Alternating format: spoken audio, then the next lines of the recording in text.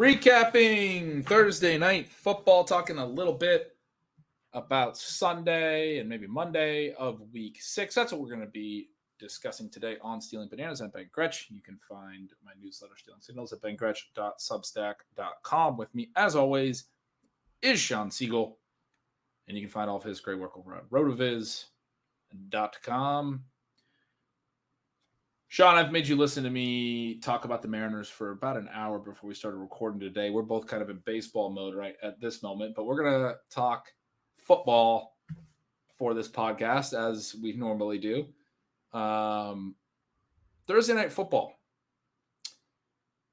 So that was a fun discussion. Let's move on. Well, as you mentioned, we did have some fun chatting baseball. Ben is going to be at the Seattle Mariners playoff game last night. You said the first time they're playing a home playoff game there in 20 years. 2001 was the last home playoff game in Seattle. So that'll be a fun atmosphere for sure. That just sounds incredible. I'm really excited for you. I actually watched the first half of Thursday Night Football last night, took a break, watched the Mariners cut up on YouTube. Sadly, they did not come through. Watched the second half of Thursday Night Football this morning, Ben. It was that exciting of a game. I was able to wait until Friday morning to finish watching it. We do have a few notes here. This is a game where Carson Wentz throws for fewer than 100 yards. He averages 4.5 yards per attempt. Not the kind of game that is going to fix the issues that he has been having. Now, this is a good Chicago pass defense. It was a situation where Sam Howell was again inactive. Probably didn't want that element of it to be distracting on a short week. It seems much more likely that he could be in play going forward. The other big storyline for the Commanders, Brian Robinson. This is a really good feel-good story. He is back. He leads the backfield.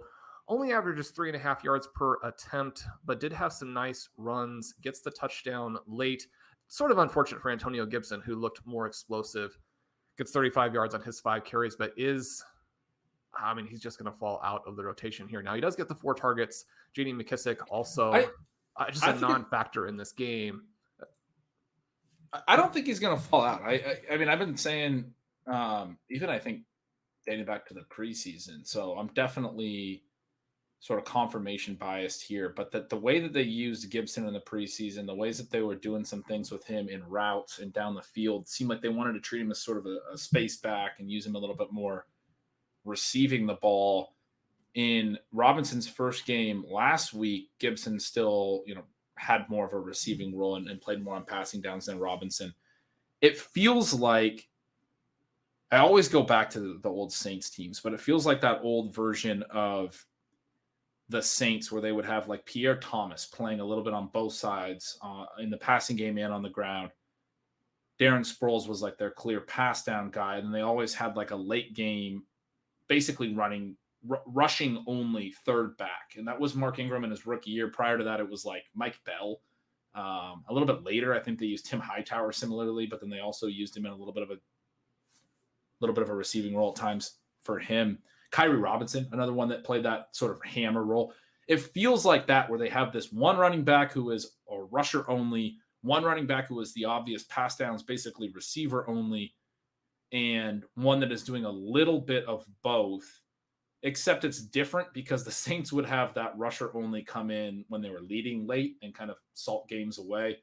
The Pierre Thomas role, that two-way role, which I think later was, what Ingram was started to do, had more certain touches because they would use that player early in the game and also use the pass catcher early in the game, the Darren Sproles, Reggie Bush prior to that, however you're going to say it. This team's not going to lead games late, but they are using Robinson early. They didn't use him on a lot of passing downs again. He looks like a runner only. I do think they're going to – Gibson didn't come in until later in the game, but I do think they're going to use Gibson a little bit as like an explosive play type player or try. He looks very good. Yeah. He looks very good out there. It's just really unfortunate that the Commanders appear to have made up their mind on him. It's so rare at this point to be able to find a second team and emerge as a running back in that way because of the way the position has evolved. But you sort of hope that for him. So much of what people thought after his rookie season, I mean, you can still see that with him, but it's not going to happen on this Washington Commanders team. Barring you don't get enough total running back value. Right. And this is a team that, again, anybody who watched this this is no breaking news, but if you don't score a touchdown on a drive that it's longer than 6 yards, I mean, there's no running back value in this game if Velus Jones doesn't fumble the punt. And I mean, from that perspective, until they make a quarterback change, there's nothing here for the running backs. Right. That's the point I'm trying to make. The comparison to the Saints is a little bit confusing. That's why I was trying to emphasize that the ways that they're going to use them in Washington are different. It's just the 3-back kind of texture that I thought was similar, because the Saints would actually have value potentially in all 3 of them at times. The difference in this scenario is, I completely agree with you, Gibson's not going to get enough work. But the presence of Gibson playing a little bit as a secondary runner and on like some early down passing spots, or for some of the designed passes, maybe some of the screens, or if they're ever going to split a back out wide, it seems like it's going to be Gibson, not Robinson. What that does to Robinson's value is sort of the key. Great feel-good story, Brian Robinson. But to me, all he is right now is an early down grinder on an offense that's not going to have a lot of early down grinding touches. You still have McKissick there. I think, yeah, you got to hit on the touchdown. You're not going to get enough high value touches without a touchdown.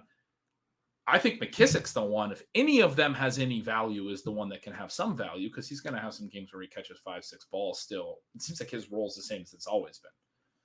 You can start these guys in an emergency situation. There is at least some potential that they will score points for you. In shallow leagues, you could even see Gibson getting cut after this game. You pick him up, he may have some contingent value later in the season. Robinson could struggle with football-related injuries at some point, as running backs do. The offense could become more dynamic behind either Heineke or Howell. So keep an eye on these guys. Definitely that there's some talent there. On the other side of the ball, I mean, again, this is going to be a game where you're going to see what you want to see, because, I mean, Justin Fields looks so good in so many ways. He actually gets 190 yards passing in this one. He rushes for 88 yards. It's similar to the previous week, where once he's in open space, I mean, Fields looks like a version of Russell Wilson, who is much more dynamic once he gets into the open field, because he has that speed. And then it's a matter of, do they ever build anything around him? He does have a touchdown. He could have had 4 touchdowns in this game. Now, I mean, that's going to be true for a lot of players, but he does have Kmet open. Unfortunately, gets that ball tipped. You could argue that he missed Ryan Griffin. I mean, he missed him. And yet at the same time, this is just another indication of ways in which this Bears offense is almost entirely made up of players who should be out of the NFL.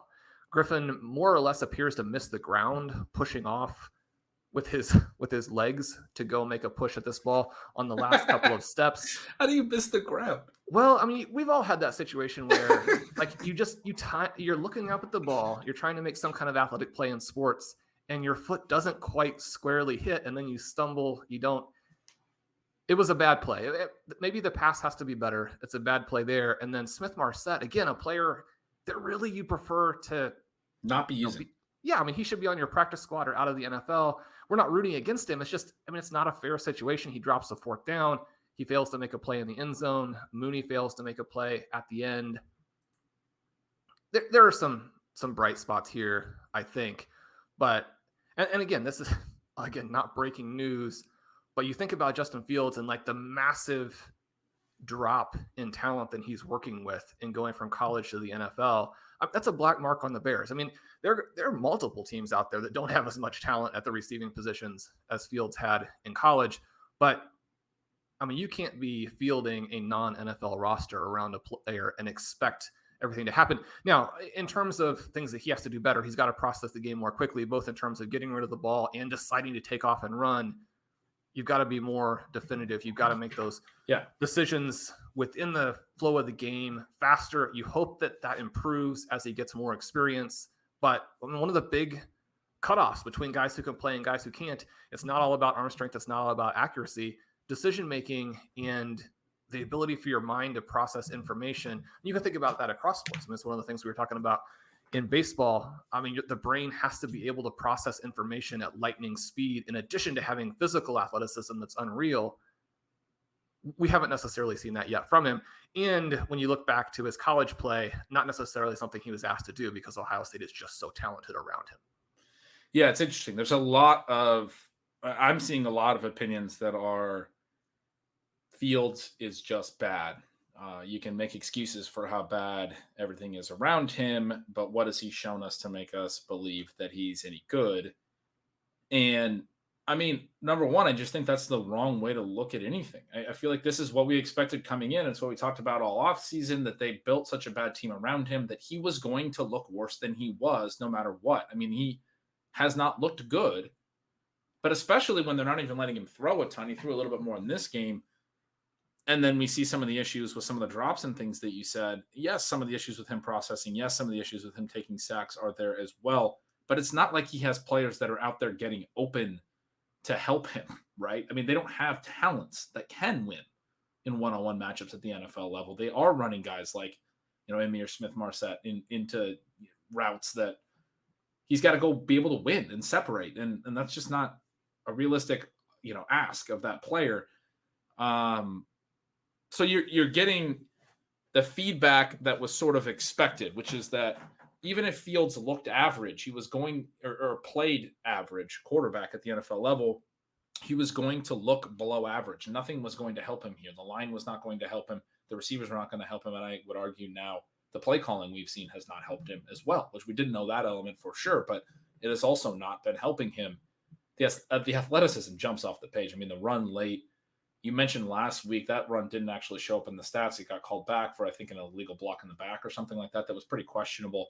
But he had like a 50-yard run that was the same deal that we saw on Thursday night in that key spot down the stretch where he gets out into some space and then starts making a couple cuts. And you're like, ooh, this is Michael Vick. Like, this is what Michael Vick was. I mean, that's who he reminds me of as a runner is Vick, because I mean, you could say Lamar Jackson or whatever. Jackson is everything.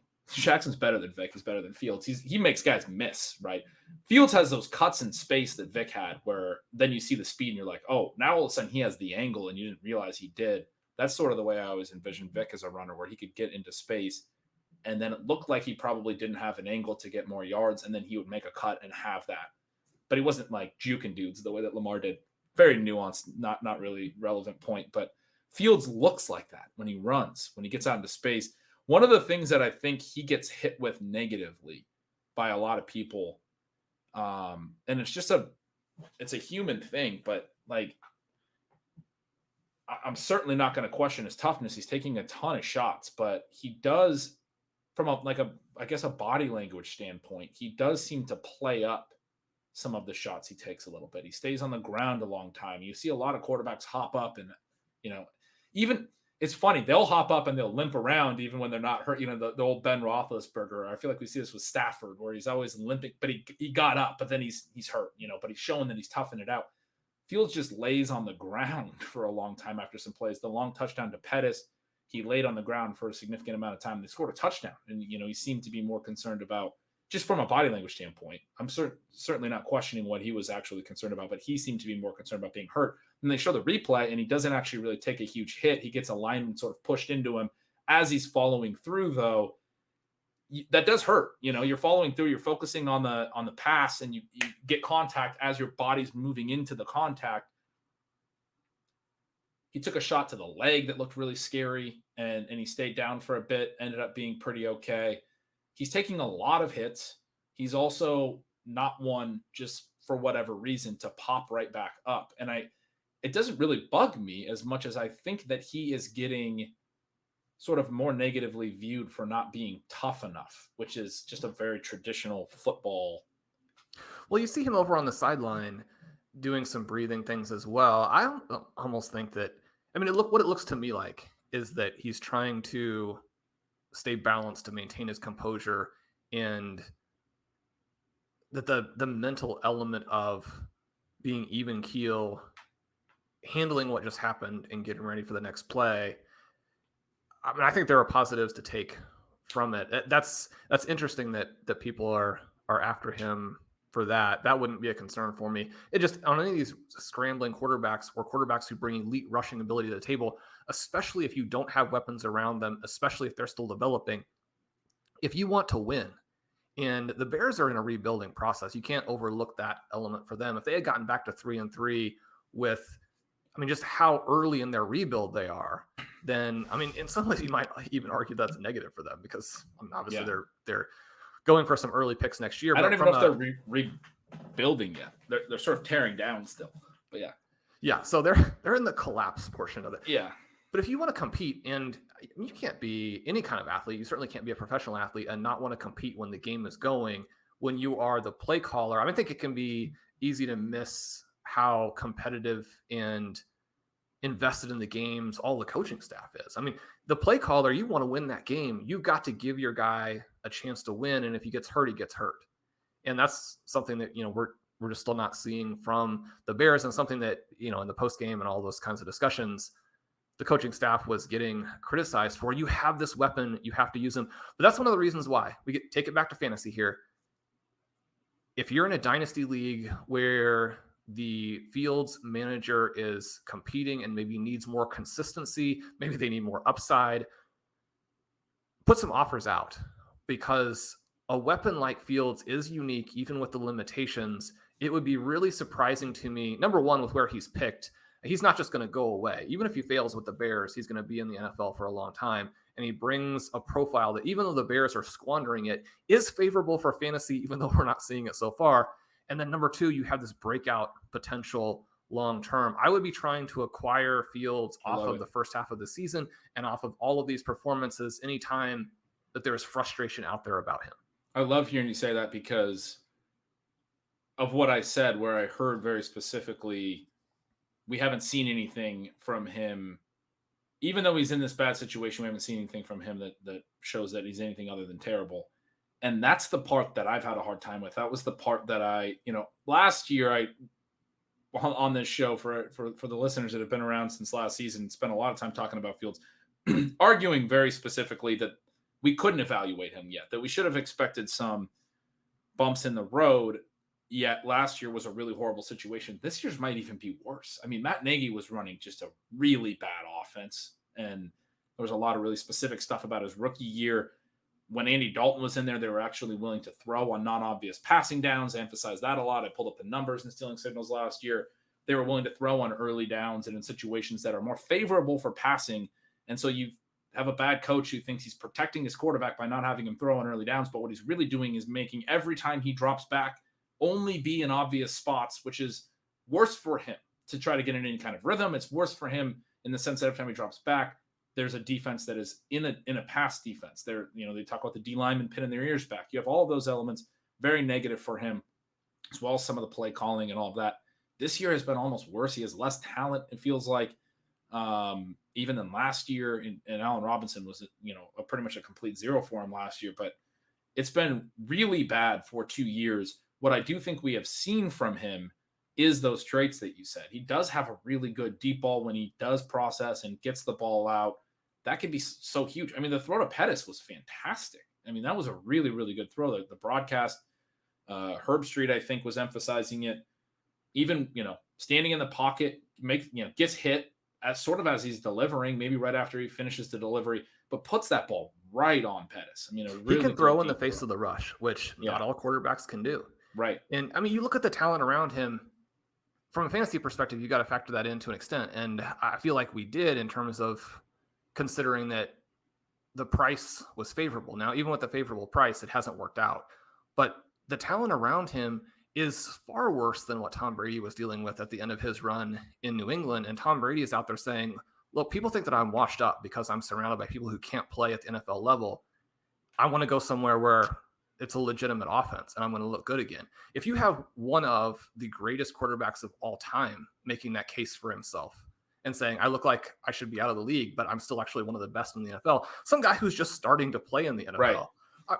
That's the point. We should have reasonable expectations for young quarterbacks. And I mean, I guess one of the other little more nuanced points we can make is that when we're looking at guys like this and we're trying to evaluate them, I think people have started to ask me a lot more lately about sort of how we come to some of our conclusions, Sean, because we're looking at a lot of data, but we're also looking at a lot of stuff on film. I think with quarterbacks like this, what I'm looking at, like I see a lot of reactions when I'm on Twitter and watching these games live that are, I see a bad throw, and then that was like, it looks bad on in the game, and all of the reactions are that throw was nowhere near. A lot of the time when I'm looking at that, I'm trying to envision what the quarterback's seeing. And a lot of the time in those situations, it's a closely guarded receiver who's not very good, right? Like it's an Amir Smith-Marset who has not created separation and is not going to win a jump ball. And it's a worse throw to try to fit it into him because it's just going to get deflected and intercepted.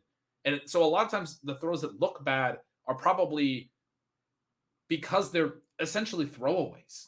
They're throwing away from the defender, out of, like, he's on the sideline and the defender's right there in his hip pocket, and so he's throwing it out of bounds. It's like, oh, he didn't even give him a chance to make a play. It's like, yeah, but like he couldn't give him a chance to make a play because there was nowhere to throw the ball to that player or to anyone else on the field, and the ball had to come out.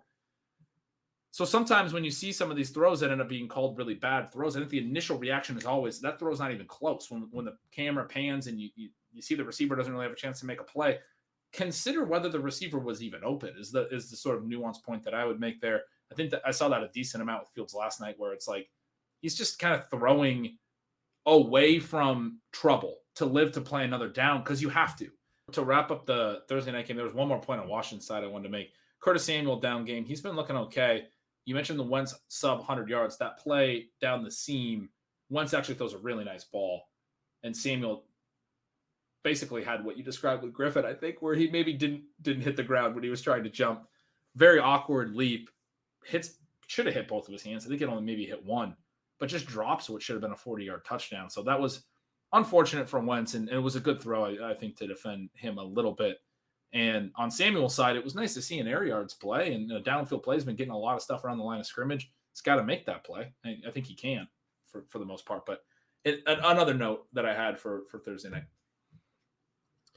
Yeah, I think that there's a decent possibility of Curtis Samuel bouncing back 2 for 6 in this one.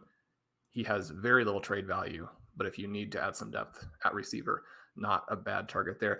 Ben, this week has a handful of really exciting games. We see the AFC Championship game preview, and unless the AFC wants to go and blow the Super Bowl again, you could argue the most important game of the season, that AFC Championship game between the Kansas City Chiefs and the Buffalo Bills. Both of these teams 4-1. The Bills coming off of an absolute demolition of the Pittsburgh Steelers, the Chiefs overcoming some questionable officiating, and a huge early deficit to defeat the Las Vegas Raiders. I got to get your take on this game from a betting perspective first, because I think this will be a good start to talk about how we expect this game to go. The line opened Buffalo -1.5. First time Patrick Mahomes has been a home underdog in 40 games or something. It was a really long time, broke a really long streak. That stat has been thrown out a lot, but the line has moved towards the Bills. It's -3 in some places now. It's sat at -2.5. Most everyone I've talked to that watches a lot of football thinks Buffalo's a lot better than the Chiefs and thinks that this line should be even bigger towards Buffalo. I did too initially think that this line might be a little bit heavier towards Buffalo with the high over-under. You have, the close lines not matter quite as much. There's going to be a lot of points, and you can get more separation in the final score line when there's a lot of points scored. So I kind of felt like this was a little bit of a trap line on Vegas's part in the sense that they were giving the Chiefs a lot of respect, but we're actually seeing a lot of commentary in sort of the betting industry about Mahomes being a home underdog. And it seems like more bets may be coming in on the Chiefs. I think it's a really interesting line and game to try to handicap. I'm probably not going to make a pick on it for stealing lines, but it's one I've really been looking at because I felt like the initial line was trying to get bets onto the Bills side, frankly. And the line has even moved towards the Bills. It does seem like maybe the sharp money, if you will, is coming in on the Bills. Like I said, a lot of people that I respect that I talk to think that the Bills are going to win this game and maybe by more than a field goal. And yet again, in thinking that it was a trap line, felt immediately like the Chiefs are probably being disrespected a little bit as the underdog at home. it's going to be a really good game, right? It is going to be. And you see some matchup elements that are kind of fun. This is a game where you have the Chiefs' dynamic offense and rising defense against the Bills, who are so dynamic on both sides of the ball, but also have been a little bit inconsistent, right?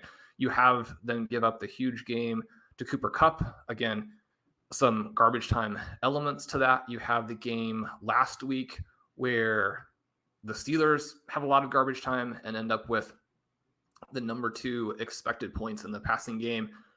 George Pickens scores 14 points. But this is a game where, I mean, you look at what the Bills have done, and they've been a little bit more inconsistent, I think, than people realize. They have this game against the Dolphins that they blow despite owning it from a statistical perspective. They have a game against the Ravens that they definitely should have lost. They were outplayed in that game, some officiating blunders that move in their favor. But that a rain game, some weird elements to it.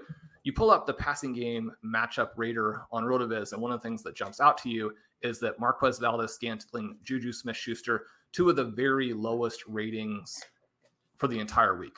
They're expected to be completely locked down by this elite Bills secondary, and yet Patrick Mahomes is going to find a way.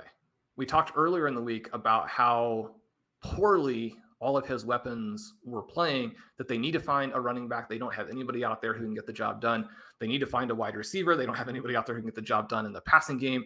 And yet Patrick Mahomes putting up points, it is a weird dynamic here because the Chiefs have been so good. They're able to come back against a Raiders team that is undervalued or underrated. I think it's tough to play, to bet against the Chiefs here. They've got some guys getting healthy.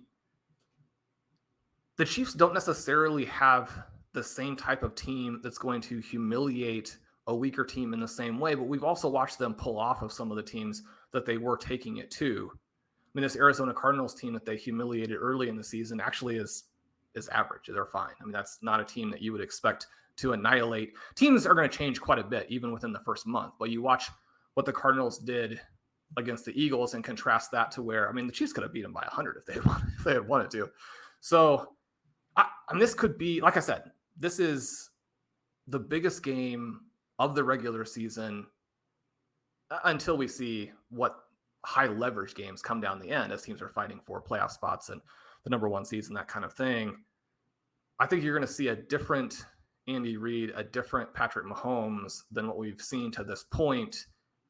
You just go right back to their playoff game last season, where it was a back and forth affair the whole time. Both teams actually held each other down until the shootout that happens on this back and forth in the second half of the fourth quarter and then in overtime.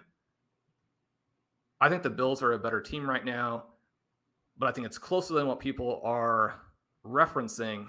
The Bills, in games where they were challenged, made more mistakes than I think people are willing to admit.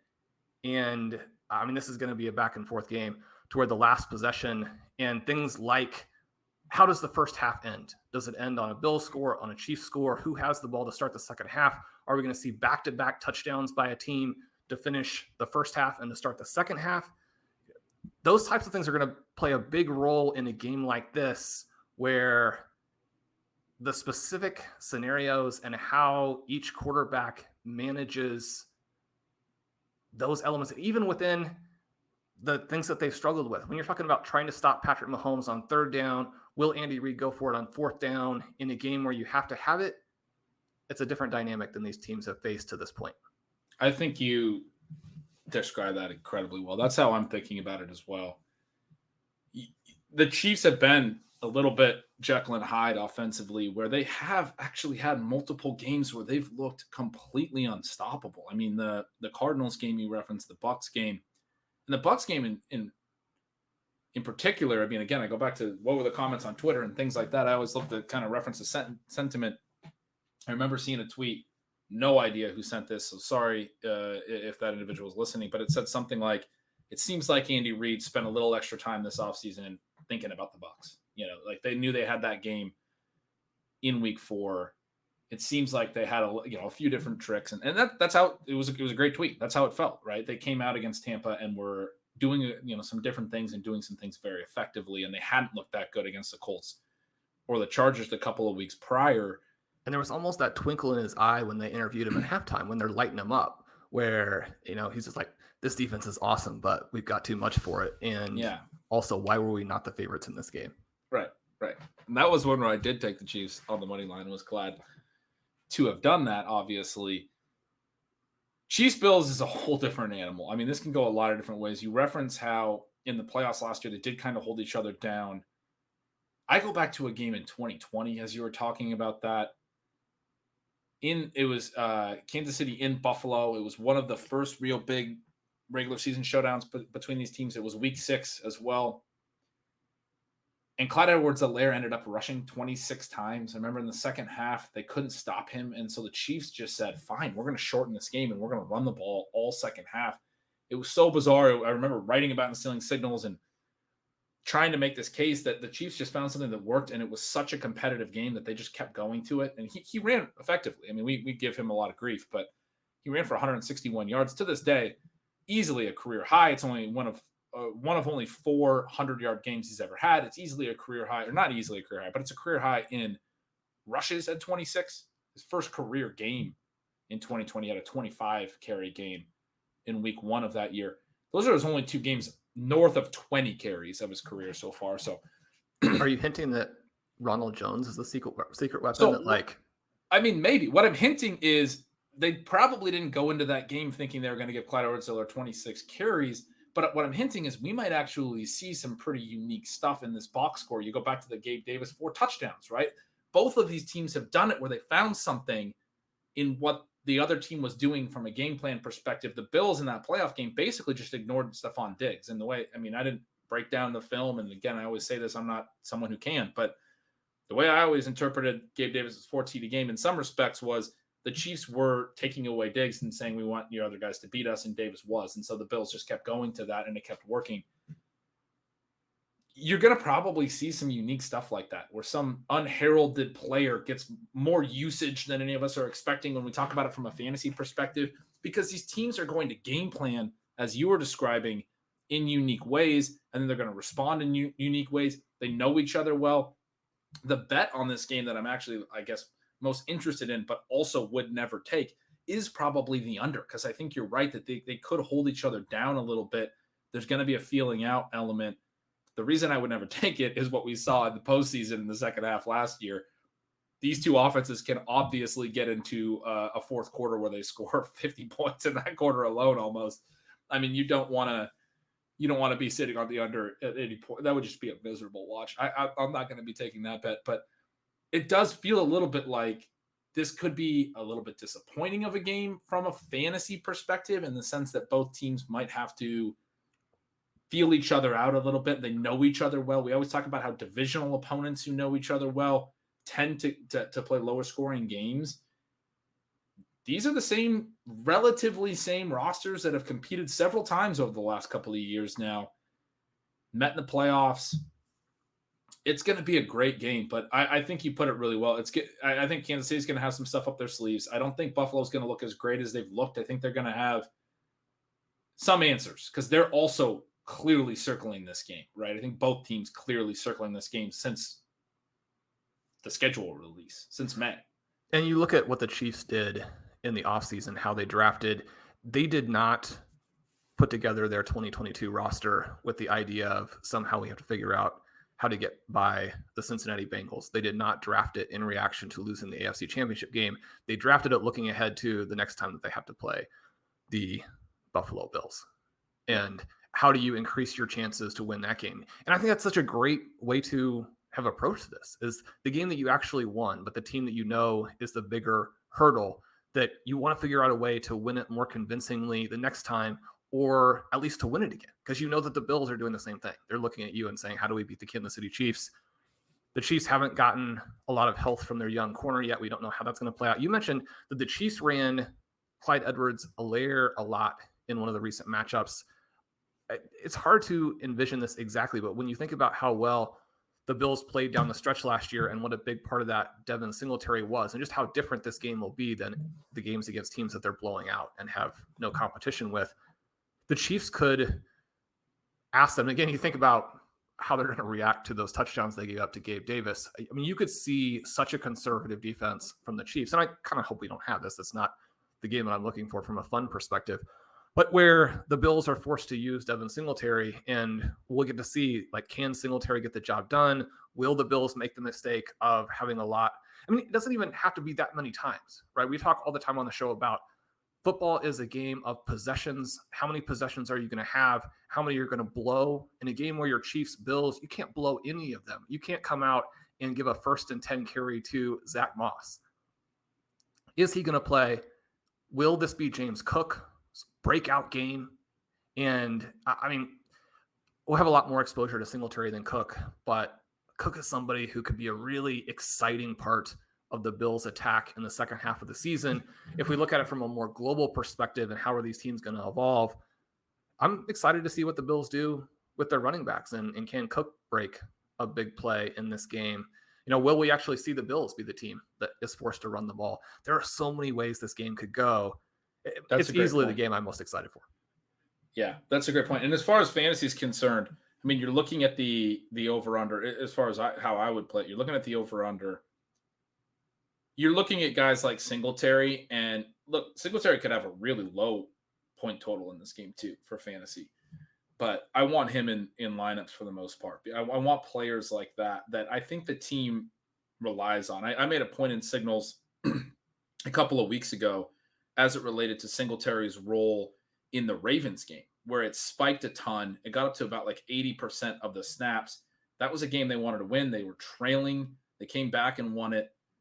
When they were in a tough spot backed against the wall, when they needed their best players on the field, they went to the heaviest snap share that Singletary's had all year to date. I'm not certain that's what's going to happen in this Chiefs game, but my argument was essentially that Singletary wasn't going to continue to play at that high of a rate in a lot of regular season games because they're thinking through, you know, the Super Bowl. Basically, we got to keep guys healthy and all of that. But the reason he did go to that high of a snap rate in that game was they were playing the Ravens. And it was very similarly huge game for them. And then you also look at the way that the Chiefs approach the Bucs. Same deal. I mean, they played them in the Super Bowl a couple of years ago. Obviously a huge game for the Chiefs. The Chiefs approach things a little bit differently. Not necessarily any like clear player usage that was different, but schematically and some of the plays they were designing were certainly a little bit unique. I think if you're looking at guys like Singletary, he's the best example probably, that he can have some games where his usage isn't great, some games where his usage is really strong. You have to think in this matchup he's going to be used a lot because they do trust him and they think he's their best running back, and I think they've shown us that.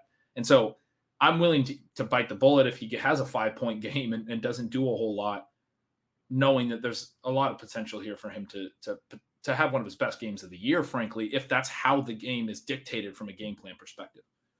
That's a great point. And when I was chatting with Eric Baltman on a FFPC show last week, I was kind of pointing out the opposite, which is that just because the Bills are going to win this game doesn't mean it's going to be a good game for Singletary. It's just not the way that the Bills use their backs, and that's what we saw. Singletary, very explosive last week, looked good, but they're up by so much so quickly that they go to some other backs later on and let Cook get in there and also look good. So, I mean, from his perspective, it's never ideal to let a rookie with that much explosiveness touch the ball because those touches stick in the coach's minds. But like you said, I mean, he's clearly the guy, and there's a reason that he didn't play. They didn't need him to play. Right. And Cook did look great, and I could see him mix in a little bit, but, you know, did have the fumble back in week 1. They don't really seem to trust him a ton yet. So I would count myself a little bit surprised if this was a game where his role really expanded. At the same time, I could definitely see it. So it'll be interesting. It'll be interesting. I mean, you made the little joke about Ronald Jones. Would it surprise you? I don't think it was a total joke. It would not surprise you. I can speak for you on this. If he was finally active for this game and we found out that they've been kind of behind the scenes waiting for this game to know that he's their most physical running back and go use him. I feel similarly about Sky Moore, who I said earlier this week is going to be a couple weeks till he really comes on. Wouldn't surprise me if his role was as big as it's ever been in this game, though. If they feel like that's something that they're ready to unleash sort of on the Bills, there's going to be something like that. I'm not saying it's going to be Sky or Ron Jones. Those are guys we've talked a lot about and we haven't seen. There's going to be something like that. Maybe it's McKenzie on the Bills side. Maybe it's, Khalil Shakur. Maybe it's Cook. But there's got to be something. Maybe it's the first good game for Dawson Knox this year. Dawson Knox. That's not what I'm betting on, but no, you can't rule anything out. Can't. We also have a really cool game that unexpectedly, where the New York Giants at 4-1 are facing the Baltimore Ravens. This is getting close to a must-win game for the Ravens right off the bat. But you could almost say the same thing for the Giants because, as you referenced on the previous show, the NFC East has been so dynamic, at least from a win-loss perspective. I think that we may find these teams are not as good as expected. But that was the thing everyone thought last week with the Giants, that their 3-1 record is a mirage. They go out there to London. They're able to hold down Aaron Rodgers and the Packers. Now, Aaron Rodgers dealing with the young rookies, that gets talked about ad nauseum. But it is a case where the Giants secondary again showed that they were able to hold up. You go in and look at the matchup tool on the player page. So if you load up Devin Duvernay, a stealth, not really stealth anymore, but someone who is benefiting from some specific situations within the Ravens and has been a sleeper this season. You look at his matchups and you can see that the Giants are 30th in terms of points against. They're 31st in terms of fantasy points over expectation. That's receivers scoring against them. The flip side of that is that in week 1, they face the Titans and Kyle Phillips is leading the way. Week 2, you have DJ Moore. He scores 13 points, but we know what the Panthers are dealing with. Dallas Cowboys, CeeDee Lamb scores 22. Cowboys, a low volume offense. Then you have the Bears and Darnell Mooney we just talked about. And the Packers. So 5 teams that are not particularly explosive. You do look in the matchup rater again to kind of balance some of those things out and see where we are with this game. And Rashad Bateman, a foot issue there. He's got a really poor matchup. But Duvernay specifically, a 32, one of the worst matchups in the week. Ben, what are you seeing in this one? Is it an important game for both of these teams? And how is this one going to play out?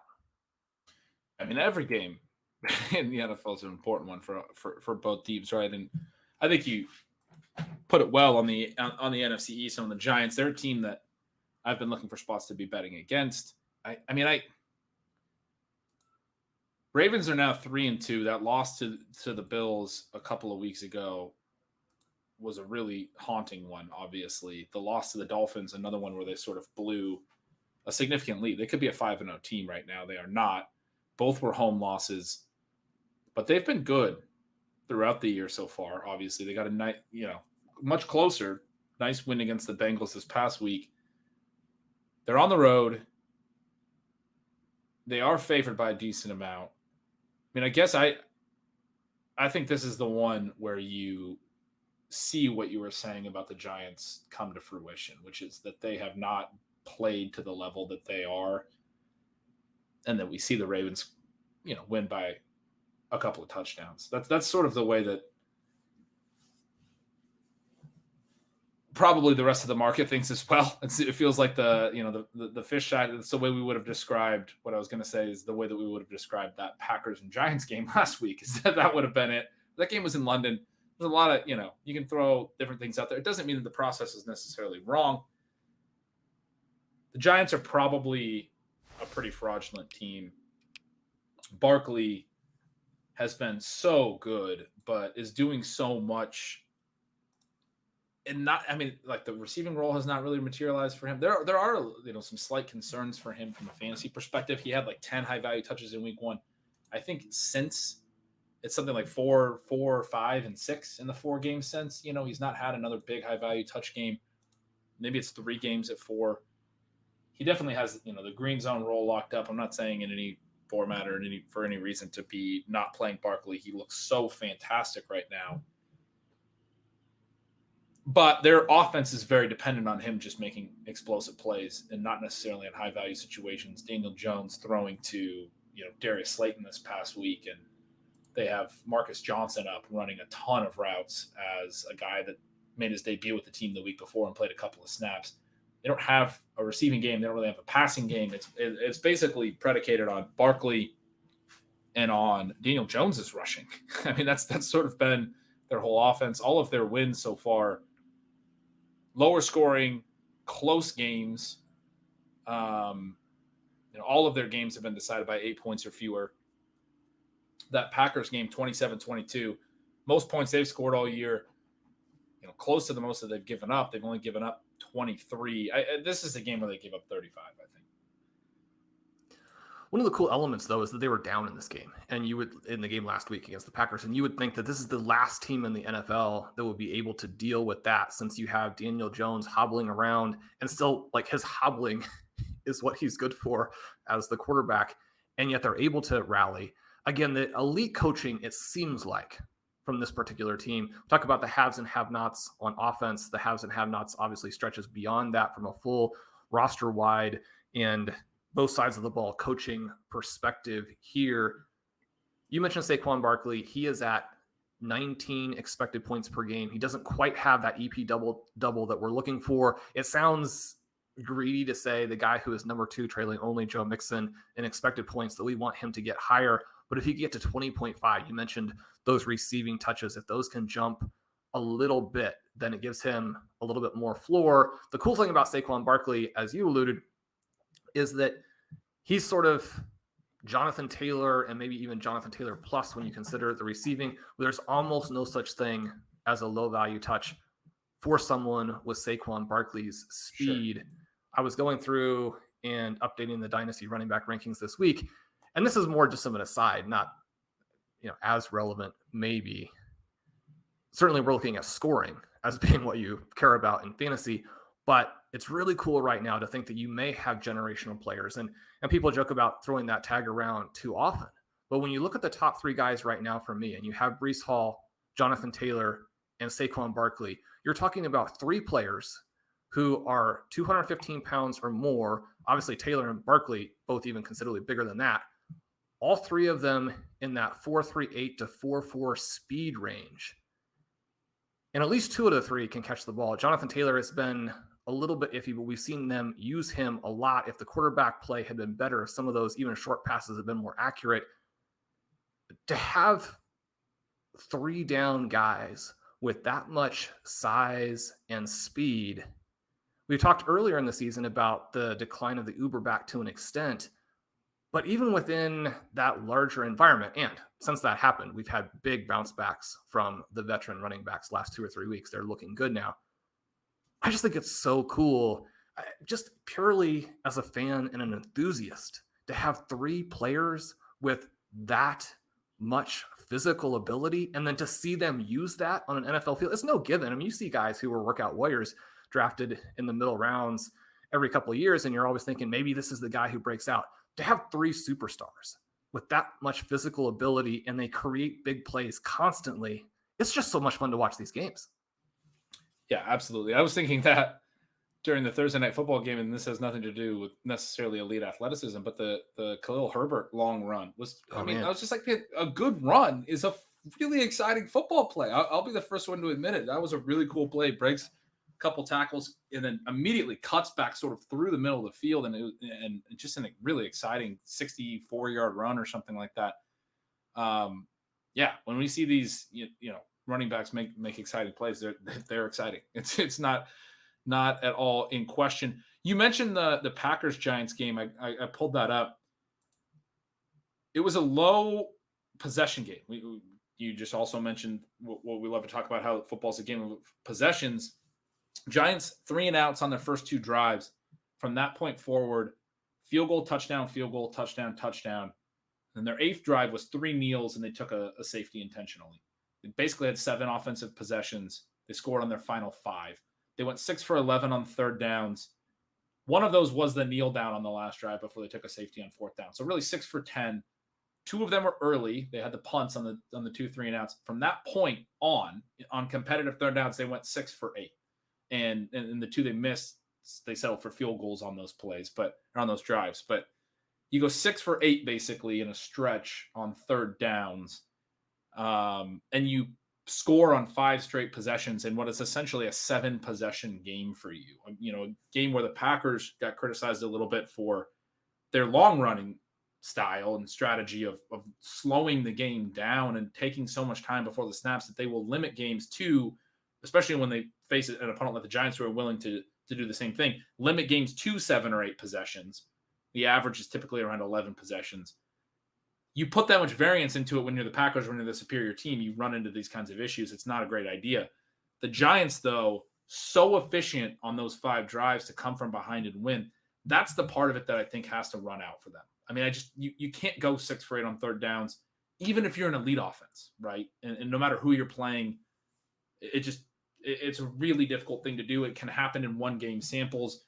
I don't think they're going to be able to do that this week against the Ravens. That type of efficiency, they're going to have more possessions as well. So it could be a different type of game. Just the specific way that they came from behind against the Packers was, running and leaving yourself these third and manageables and then always converting them. And it's just something that we know from watching a lot of football. You can't win that way week to week. And the specific thing they're going to do this week then to win the game is deploy Wan'Dale Robinson. I mean, if you get a playmaker in the receiving game, your offense can be different. Certainly, we're waiting for Wan'Dale to come back. You said that in a funny voice, but I mean him, or if Kadarius Toney's hamstrings ever aren't hurting, because it seems both of his hamstrings are just such a problem right now. I'm still holding both of those guys because they need somebody to play receiver. Robinson, he comes back this week. You got to think he's their top receiver going forward, right? An interesting pick for the drafts that we did earlier in the week where you have resurrection. If you're looking for rest of season moves to jumpstart your team, consider him in trades.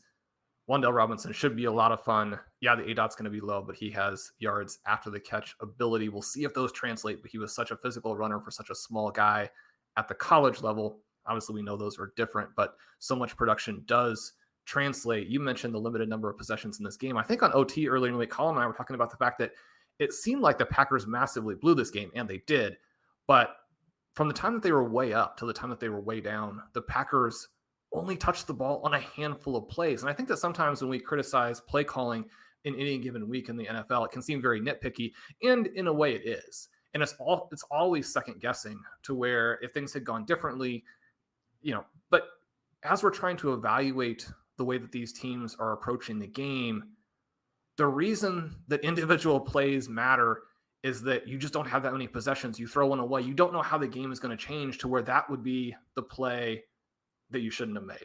Now, for the Packers' perspective in this game, mostly execution is the issue that they were dealing with, but you just can't put yourself in a situation where you don't have the ball for like 2 hours of real time. Right. So you make a great point. They kicked a field goal at the end of the half to go up 20-10. They were at one point up 17-3, but they go up 20-10 at the end.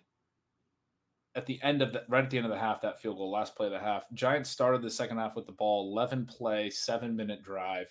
Packers have a 7-play, 4-minute drive after that where they ended up punting. And the Giants answered with another 15-play, 8-minute drive.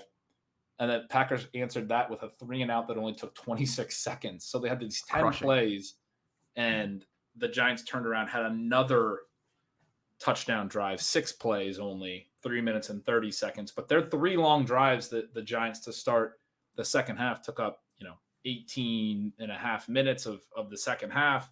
The Packers only had the ball for about 5 minutes and ran 10 plays. And they were then down at that point, 27-20 after going into halftime, up 20-10. That's wild. Yeah, absolutely crazy.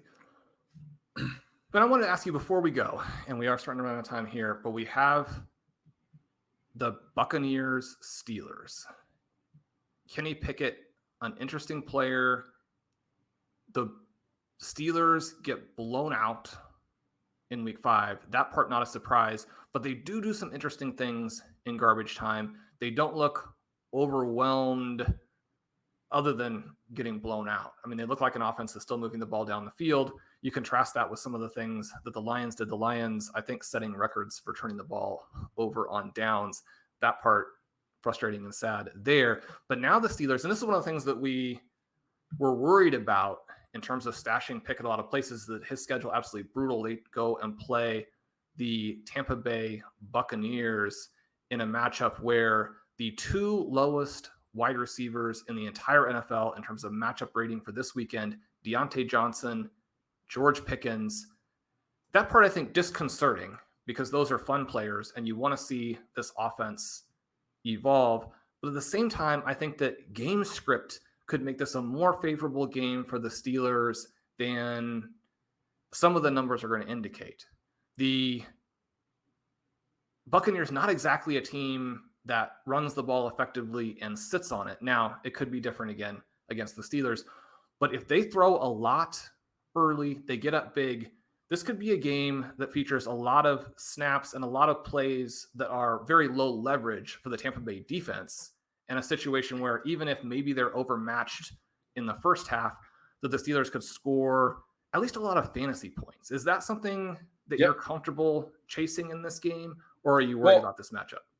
No, that I'm willing to play Pickett this week. That was my prediction for the Steelers last week, and it didn't pan out. But as you noted, they actually had a reasonably decent offensive performance on paper. 364 total yards is not terrible.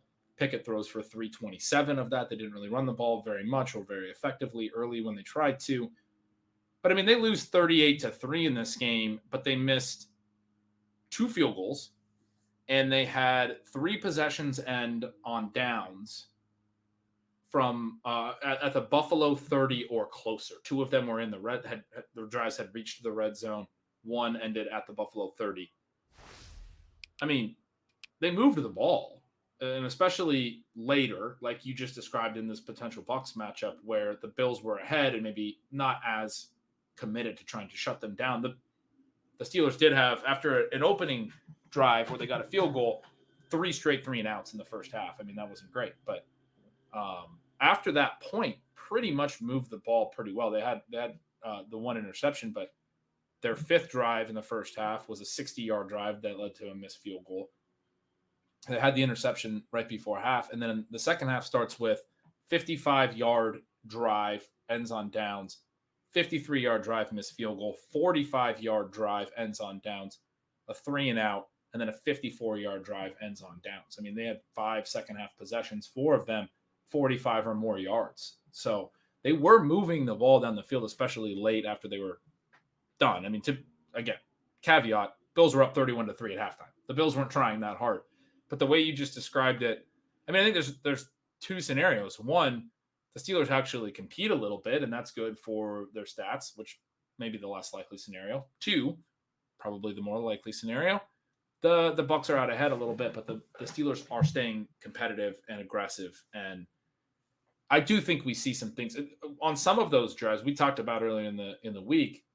They had some chances to score. Deontay Johnson catches a ball in the end zone and has a foot come down on the line. He also catches one inside the 5 that would have been a first down, has a foot come down on the line on a 3rd down, and they ended up missing a field goal on the very next play. There's reason for me to be optimistic as well. I'm very much on playing Pickett in the situations where you don't have a lot of great options, right? I'm not saying go play him in shallow leagues, but if you're in a deeper league, I'm going to play him in high stakes because, those are deeper leagues. It's harder to find quarterbacks that you can start. Anyone who's done anything that looks remotely decent is not available to be added. You don't have great alternatives, but I think in those spots, it's very fine to be playing Pickett from a volume perspective. He adds some mobility. He only ran once for 10 yards this past week, but he does move around well. He could have a 30 rushing yard game basically at any point, which is not a ton, but it's 3 free points. Feels like a guy who's going to get you 10 points minimum, right? Just on passing yardage and on rushing yardage. And then if the TDs do hit, if they score late this time, instead of only scoring the 3 points, you're going to be looking at a pretty good quarterback line. Yeah, I think the real concern here would be that Fournette and the Buccaneers play this more like the first 2 weeks, where Fournette gets 21 and 24 rushing attempts. Over the last 3, just 12, 3, and 14. And you pull up the strength of schedule streamer and see that the Bucs do have a plus matchup against Pittsburgh's rush defense. But if we can avoid the scenario where the Buccaneers more or less control this game completely and kill the clock, and the Steelers don't have the ball in the second half, that would be the demoralizing game as both a fan, as a fantasy manager. If you're watching in the second half, it's just this Fournette 3 yards drudgery, that would be disappointing. But going beyond even the stats and looking to, what you see watching the games, this is probably a little bit of evaluating players through rose-colored glasses, but I just don't think that there are many teams in the NFL right now who have two wide receivers who look more dynamic than Deontay Johnson and George Pickens.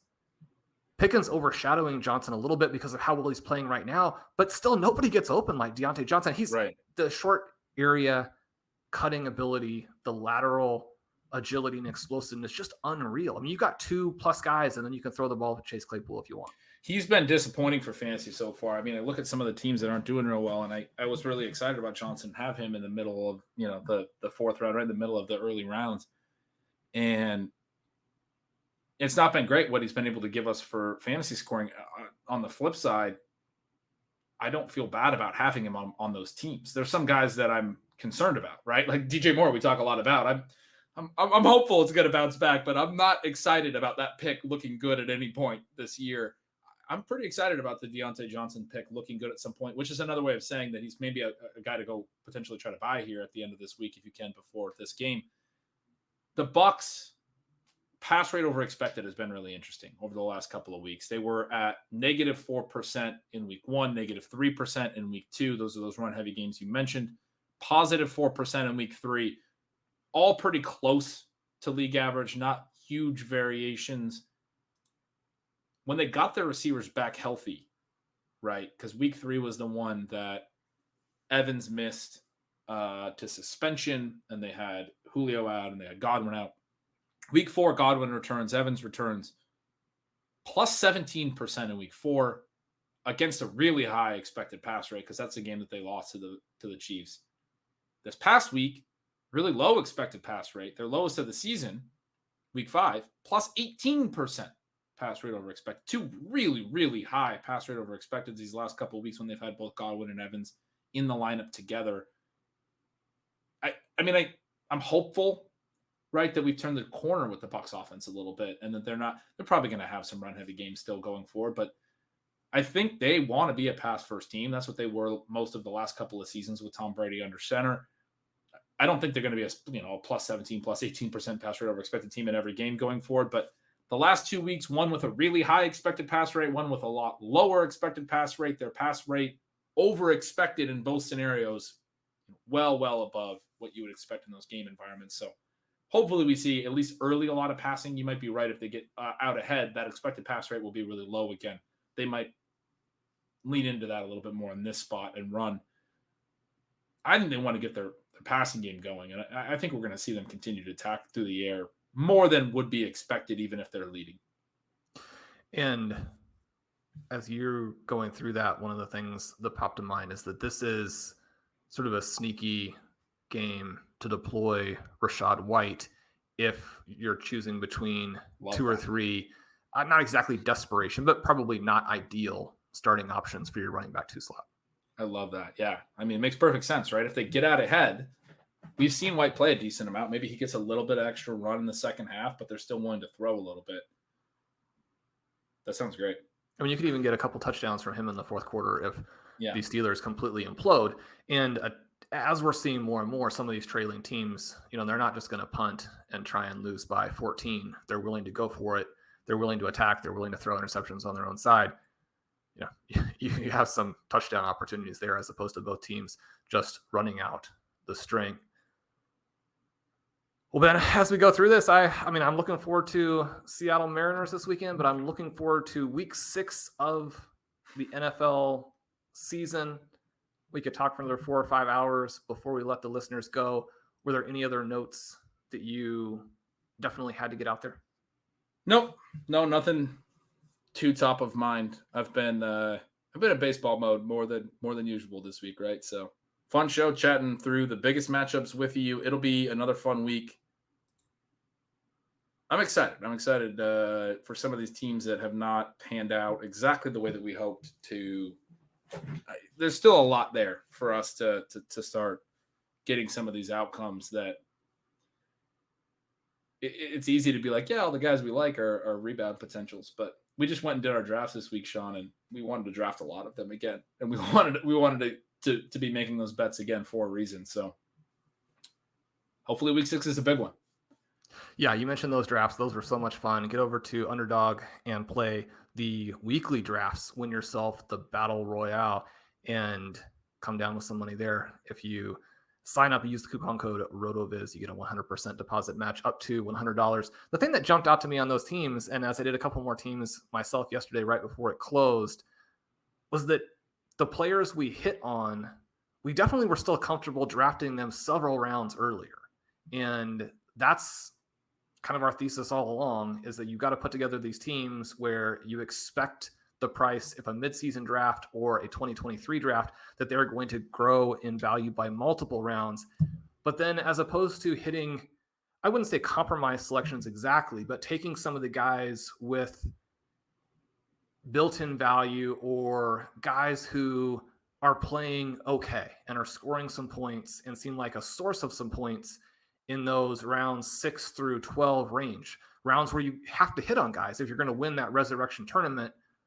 We were very much on players that we had drafted this fall who have lost some value. And it was exciting to think about what they can do going forward. And then there's some kind of mix players like a Garrett Wilson, where you get some really exciting play, then you get some mild disappointment. That's a game where if we were going to do a couple more hours, it would be interesting. I'm hoping that the Packers are not successful in killing the total play volume in this one. Want to see Romeo Doubs score, want to see Garrett Wilson score, want to see Elijah Moore get going. But I took that as a real positive for not only, how fun those drafts were, but the composition of the teams that we have. Even though the injuries feel to me like they're worse than they've usually been, and a lot of the early game injuries have caused problems because you only get so many starters each week and you only get so many weeks to the season. You can't afford to take a lot of 2-3-0s. Even with the injury landscape, those teams are very well built for the bye week stretch. I just think the next 2/3 of the season is going to be an awful lot of fun. Yeah, I'm right there with you. The flip side of some of those guys, again, we're biased. The listeners can probably hear this and think, well, yeah, of course you still wanted to draft the guys that did well and the guys that didn't do well at cheaper prices because you liked them all. But Clyde Edwards-Helaire, for example, going a lot higher. Is that a guy that you really want to be buying into at a really high price when he looks like a pretty clear touchdown only type of player? Christian Kirk was top 10 wide receiver right now. Is that a guy that you think is going to finish in the top 10? I don't. So, I guess he's top 10 in standard scoring, not in PPR. But anyway, not a guy that I think is going to continue to be that good. We've seen some guys run hot so far. We're always going to be wrong on a lot of guys, Sean, but things are never the same going forward as they were in the past. That's what we know about the NFL. Chaos is the rule. Here's to week 6, turning it around. Exactly. Always have to lean on the analysis, lean on the upside, lean on the breakout potential of players who have specific profiles that lend themselves in that direction. We also do have a huge game between the Dallas Cowboys and the Philadelphia Eagles. We hope the Cowboys will not be able to limit the explosiveness in this game, and we hope the Eagles will not go run heavy. A lot of enthusiasm for Devontae Smith and A.J. Brown. Can't take another down A.J. Brown week here. But Ben, we'll wrap it up for today. I'm excited for you. Have a blast at the Seattle Mariners baseball game. All of the listeners, we're rooting for you all in week 6. This looks like one of the best weeks on the NFL schedule. Have a lot of fun. We'll be back with you middle of next week. And until then, I'm Shawn Siegele. With me is Ben Gretch. You can follow at Yards Per Gretch. Make sure you sign up for stealing signals. You've heard so much of the cool advanced stats that Ben has been giving you not only today, but as we did our drafts this week. Sign up for Stealing Lines. You can get some of that gambling info in. We'll see if the Chiefs are able to beat expectation on the betting side this weekend. Join us over at RotoViz. The guys are doing some really, really cool stuff. I mentioned the passing game matchup rater that you can find on the site. Beyond the simpler numbers I was giving today, you can go into some crazy detail there. And Dave Caban has the wide receiver cornerback matchup article out for you this week as well. If you want to get a little bit off your subscription, use the coupon code RBRadio2022 at checkout. Subscribe to the feed, leave us a rating and review, jump in there on those YouTube comments and tell us which players we should have drafted. If you want to check out those resurrection drafts, even though that tournament has closed, I think it's interesting to think through which players you want. I mean, it's easy to say, oh, these guys are going to bounce back, or, I trade for this player. But if you're drafting and you have to make that decision and you're trying to put together a team to win tens of thousands of dollars, then you find out very quickly who you actually do want. And so that exercise was a lot of fun. We'll see you guys over there, and we'll see you guys next week.